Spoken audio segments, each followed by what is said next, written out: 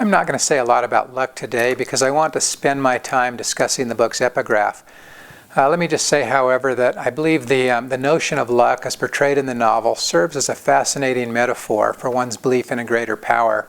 So perhaps keep that in mind as you both read the book and then discuss the concept of luck within your group. But on to the book's epigraph.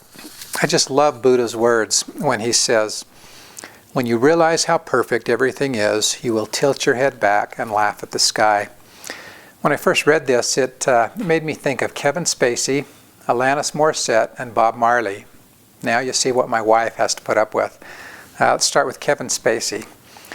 In the movie American Beauty, and I have to say I didn't really care for the movie that much. It was just too dark and dysfunctional and depressing for me. And yes, I know it won an Academy Award, but that aside, it was the last minute of the film that I found profound.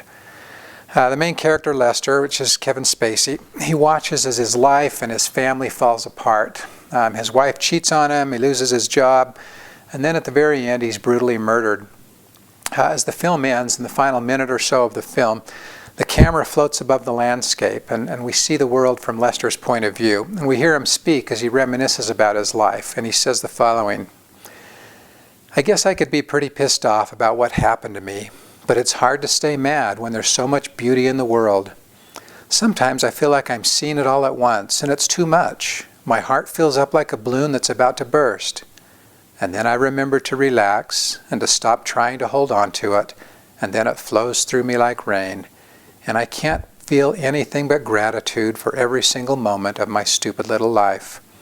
And then he pauses and he adds, "You have no idea what I'm talking about, I'm sure, but don't worry, you will someday."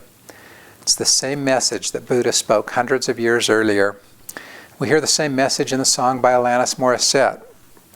She sang about life being ironic, describing what seemed like negative circumstance or bad things happening in life. She talks about a man who's afraid to fly, who then crashes when he does in the plane, a rained out wedding, a man who wins the lottery and then he dies the very next day.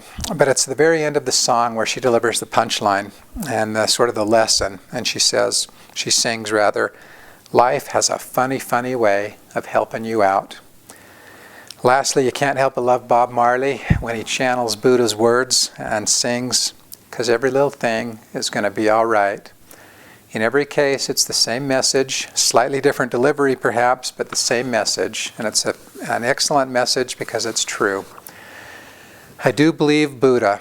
I believe that even for a family living in the dump in Cambodia in poverty, barely getting by, when their life is said and done, they will realize that life was so perfect and so wonderful that they will tilt their heads back and laugh at the sky.